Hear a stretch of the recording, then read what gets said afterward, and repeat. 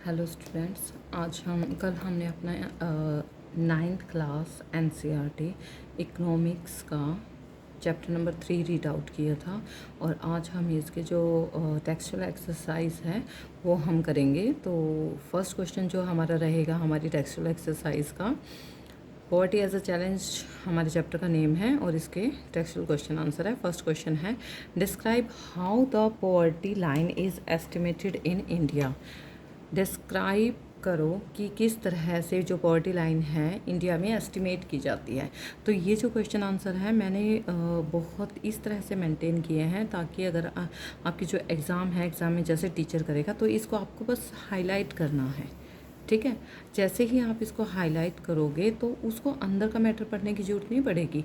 वो ये पॉइंट्स देखकर ही पता लगा लेगा कि आपको इस चैप्टर के बारे में कितनी नॉलेज है। ठीक है, और आपके मार्क्स अच्छे आएंगे।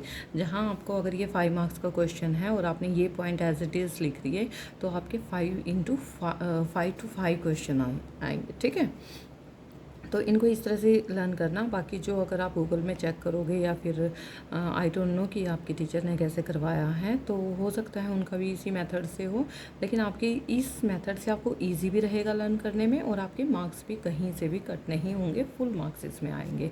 अगर आप पैराग्राफ में करोगे तो उसमें आपके कहीं ना कहीं से 1 मार्क्स कट हो सकता है।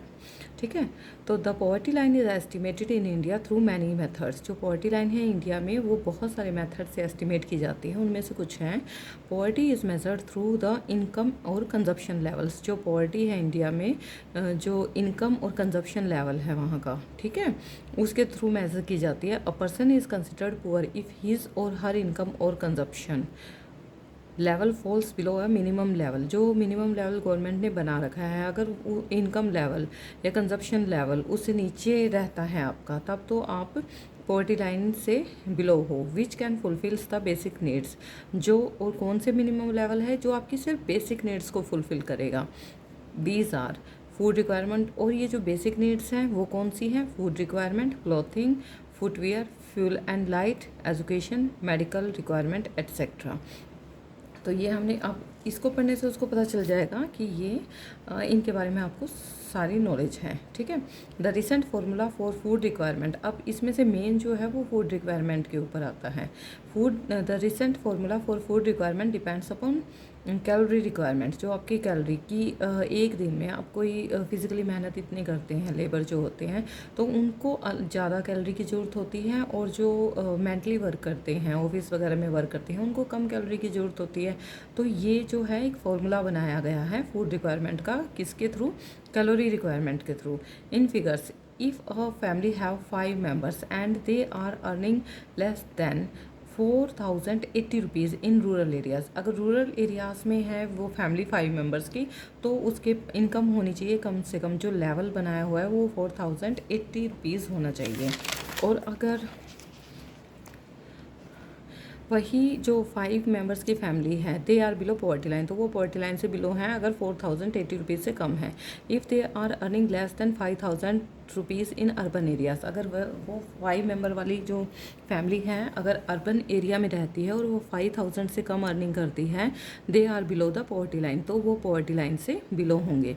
Do you think that present methodology of poverty estimation is appropriate. आप किस तरह से, मतलब क्या सोचते हो कि जो प्रेजेंट मेथोडोलॉजी बनाई गई है पॉवर्टी एस्टिमेशन की, क्या वो ठीक है या नहीं है?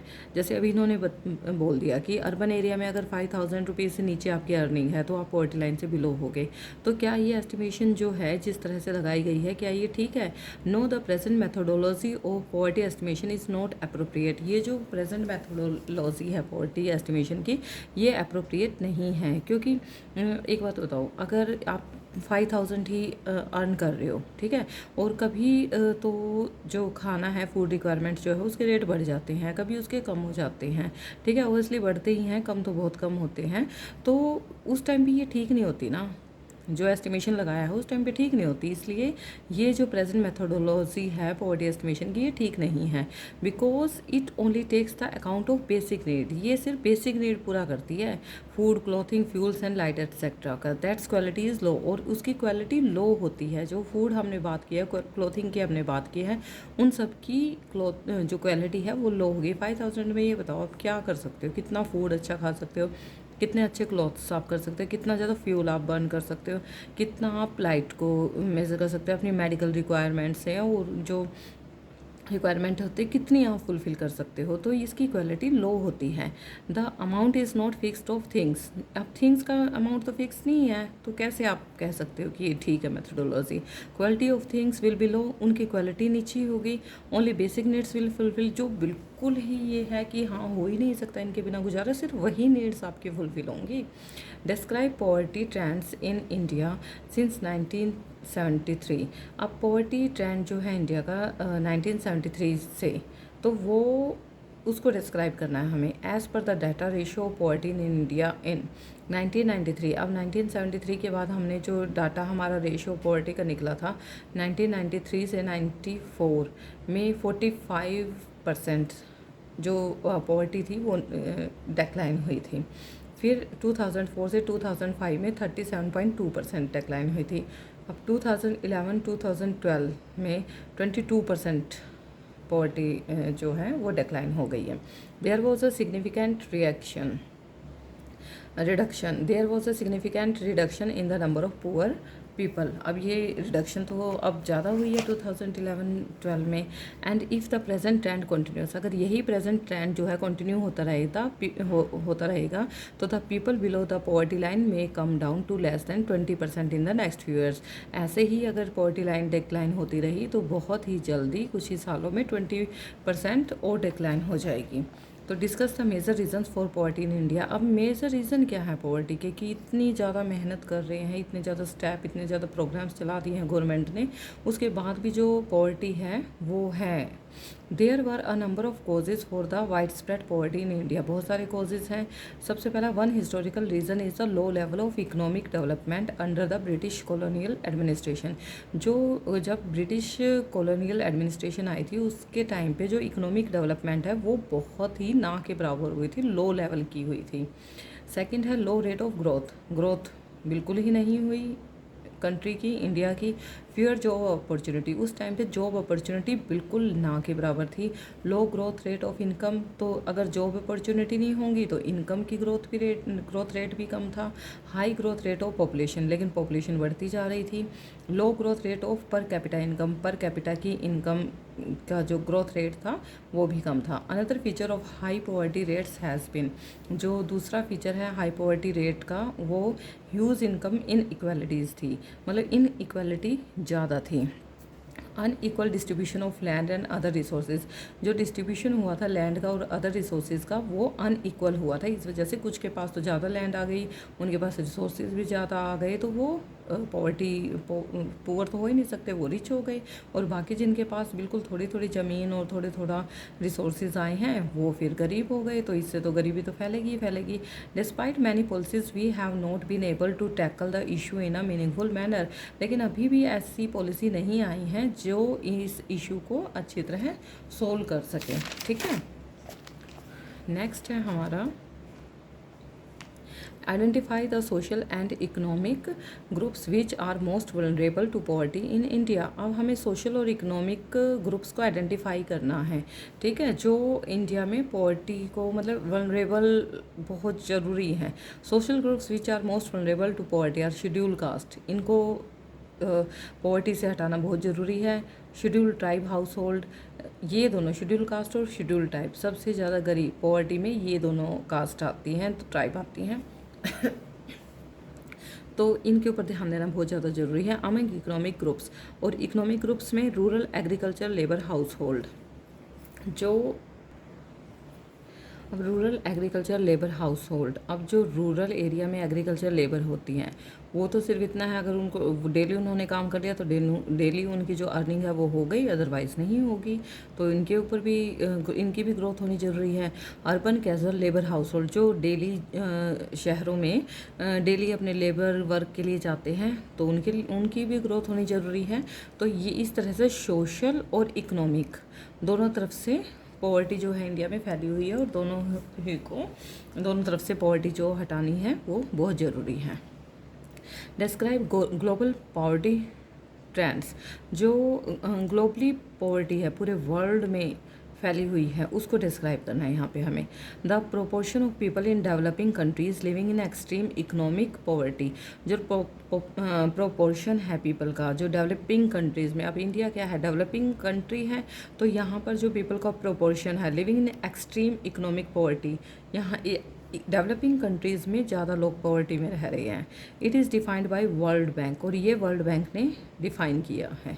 फर्स्ट नंबर पे आएगा substantial reduction in global poverty, जो रिडक्शन है सब्सटेंशियल रिडक्शन है ग्लोबल पॉवर्टी की because of great regional difference.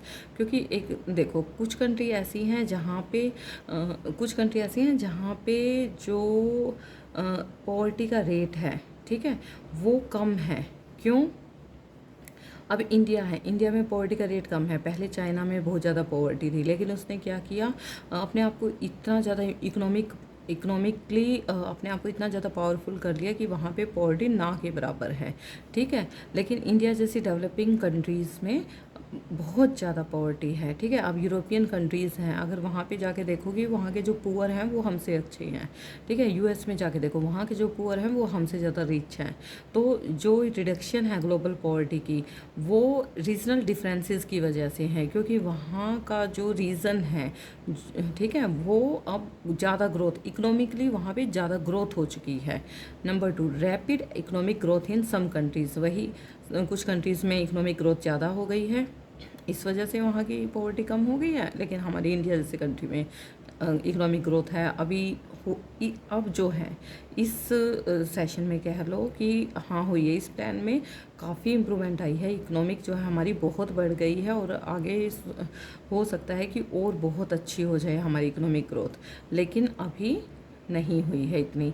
Massive investment in human resource development, अब जो इन्वेस्टमेंट है ह्यूमन रिसोर्स डेवलपमेंट पे वो पहले नहीं हुई थी लेकिन अब की जा रही है, तो इससे भी पॉवर्टी में काफ़ी पॉवर्टी को डिक्लाइन होने में हेल्प मिलेगी। High decline poverty countries are China and South Asia, सबसे ज़्यादा पॉवर्टी कहाँ पर डिक्लाइन हुई है, चाइना और साउथ ईस्ट एशिया में।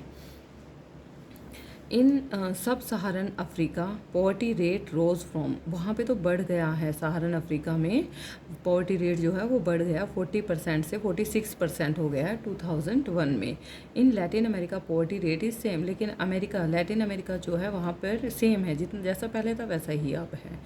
Describe the current government strategy of poverty alleviation, अब जो करंट गवर्नमेंट ने जो स्ट्रेटजी अपनाई है पॉवर्टी को हटाने के लिए, उसको डिक्लाइन करने के लिए, वो कौन कौन सी है। The current anti poverty strategy of the government is based broadly on 2 planks, promotion of economic growth को प्रमोशन दी गई, टारगेटेड एंटी पॉवर्टी प्रोग्राम, और बहुत सारे एंटी पॉवर्टी प्रोग्राम चलाए गए।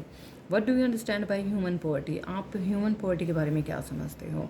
Many scholars advocate that we must broaden the concept of poverty into human poverty, अब बहुत सारे जो स्कॉलर्स हैं वो ये कहते हैं कि जो हमारा ये पॉवर्टी का कंसेप्ट है इसको हमें और ब्रॉड कर देना चाहिए और उसको ह्यूमन पॉवर्टी में चेंज कर देना चाहिए। A large number of people may have been able to feed themselves but they do not have education, shelter, health care, job opportunity and self confidence. क्यों? क्योंकि मतलब बहुत सारे लोग हैं जो सेल्फ फीड कर सकते हैं अपने आप को, एबल हैं अपने आप को अपने पैरों पे खड़ा होने के, लेकिन उनके पास एजुकेशन ही नहीं है, उनके पास शेल्टर ही नहीं है, अच्छे से हेल्थ केयर ही नहीं कर सकते, वो जॉब अपॉर्चुनिटी नहीं है उनके पास, तो वो कैसे करेंगे, अपने आप को कैसे आगे बढ़ाएंगे। तो इन चीज़ों पे ध्यान देने की ज़रूरत है, ये इसके मेन पॉइंट बन सकते हैं। Education, shelter, health care, job opportunity of फिर जब ये सारी चीज़ें होंगी सेल्फ कॉन्फिडेंस अपने आप आ जाएगा। They are not free from caste, और सेल्फ कॉन्फिडेंस की इसलिए नहीं है उनके पास क्योंकि वो बिलो जो नीची कास्ट है उससे बिलोंग करते हैं। एंड जेंडर डिस्क्रिमिनेशन है। अब जो लेडीज़ हैं उनको जैसे पे आपने उसमें शिवा रामन वाली स्टोरी में देखा था कि उसको 160 पर डे के हिसाब से मिलते हैं और फीमेल को, उसकी वाइफ को 100 रुपीज़ पर डे के हिसाब से मिलते हैं। तो ये जेंडर डिस्क्रिमिनेशन भी होता है जिसकी वजह से सेल्फ कॉन्फिडेंस कम रहता है। The practice of child labour is still common, और जो चाइल्ड लेबर है वो भी अभी भी कॉमन है। काफ़ी जगह आप देख सकते हो बच्चों को काम करते हुए, तो इसके ऊपर भी ध्यान देना बहुत ज़्यादा ज़रूरी है। Describe how the poverty line estimated in India. अब इंडिया में जो पॉवर्टी लाइन है एस्टिमेट कैसे की जाती है। The current government strategy of poverty alleviation is based on 2 plank, वो हमने बता दिए थे, प्रमोशन ऑफ इकोनॉमिक ग्रोथ और target anti poverty programmes. Some of the targeted anti poverty programmes undertaken by the government are, कुछ जो programme है उसके बारे में हम आपको यहाँ बता देते हैं। प्राइम मिनिस्टर रोजगार योजना चलाई गई। This programme was started in 1993 में for creating self employment opportunities for educated unemployed youth in rural areas and small town. जो गांव और छोटे छोटे टाउन हैं जो उनमें जो एजुकेटेड हैं लेकिन अनएम्प्लॉयड हैं उनके लिए प्रोग्राम स्टार्ट किया गया 1993 में। प्रधानमंत्री ग्रामोदय योजना ये 2000 में स्टार्ट किया गया for creating and improving basic services like primary health, primary education, rural shelter, drinking water and electrification के लिए। ठीक है। Number 3, rural employment generation programme in 1995। तो ये it's for creating self employment in rural areas and town, वही self employment को create करने के लिए। Mahatma Gandhi national rural employment guarantee act in 2005 में this act provides 100 days assured employment, मतलब 100 दिन, जैसे आपकी एजुकेशन कंप्लीट होती है 100 दिन के अंदर ही आपको अश्योर्ड एम्प्लॉयमेंट मिलेगी ही मिलेगी। Who are the poorest of the poor. अब पुअर से भी पुअरेस्ट कौन है। ठीक है, एक तो है पुअर कि ये पुअर हैं, लेकिन उनसे भी पुअरेस्ट कौन है। Women, children specially girl child and elder people in a poor family are regarded as the poorest of the poor. तो वुमेन है, तो क्या करती है सारा दिन, बच्चे हैं जो, ये क्या करते हैं सारा दिन, ठीक है, या कमा के लाते हैं तो थोड़ा सा कमा के लाते हैं, ये है वो है। और एल्डर जो कुछ नहीं कर सकते, वो घर में ही रहते हैं, तो उनको भी poorest of the family regard किया जाता है because they can not access the available resources, और ना ही उनको पूरे रिसोर्सेज मिलते हैं। What are the main features of the National rural employment guarantee Act 2005। अब मेन फीचर बताने हैं जो National rural employment guarantee Act 2005 में हुआ था, जो महात्मा गांधी जी के उस पर चलाया गया था। The main feature of the National rural employment guarantee Act 2005 are, कौन कौन से थे ये एक्ट में। The act assures 100 days of employment every year to every rural household। गांव में जो भी एजुकेटेड है या अनएजुकेटेड है सबको एम्प्लॉयमेंट दी जाएगी। 1/3 of the jobs are reserve for women, women के लिए 1/3 जो जॉब हैं वो रिजर्व की जाएंगी। It is aimed at sustainable development to address the cause of drought, deforestation and soil erosion. अगर कोई भी ड्रॉट्स, कहीं सूखा पड़ जाता है, सॉइल इरोजन हो जाती है, जैसे पहाड़ टूट के गिर जाते हैं, घर भी टूट जाते हैं, डिफॉरेस्टेशन हो जाती है कई बार, तो जो भी कॉज होता है किसी भी चीज़ का वहाँ पर डेवलपमेंट की जाएगी। The share of SCs and STs and women are 23% SCs के लिए, 17% STs के लिए, और वुमेन के लिए 53% शेयर होगा हर चीज़ में। The average wage has increase from ₹65 in 2006 to 7 and ₹132 in 2013 to 14। जो वेतन है, सैलरी है, वो 2006-7 में 65 रुपीज़ जहाँ पे थी, अब 2013-14 तक वो 130 रुपीज़ हो गई थी। This scheme provided employment to 220 crore person days of employment in 4.78 crore household. इतनी ज़्यादा जो एम्प्लॉयमेंट है ये दी गई है लोगों को। तो ये हमारे जो NCERT के क्वेश्चन आंसर थे वो कंप्लीट हो चुके हैं। हमारा चैप्टर 3 मीन्स पूरा कंप्लीट हो चुका है। तो स्टूडेंट्स, अगर आपको अच्छे से समझ में आ रहा है, चैप्टर की एक्सप्लेनेशन अच्छे से समझ में आ रही है और क्वेश्चन आंसर अच्छे से समझ में आ रही हैं, तो please like share and subscribe my channel with your friends. Okay, thank you.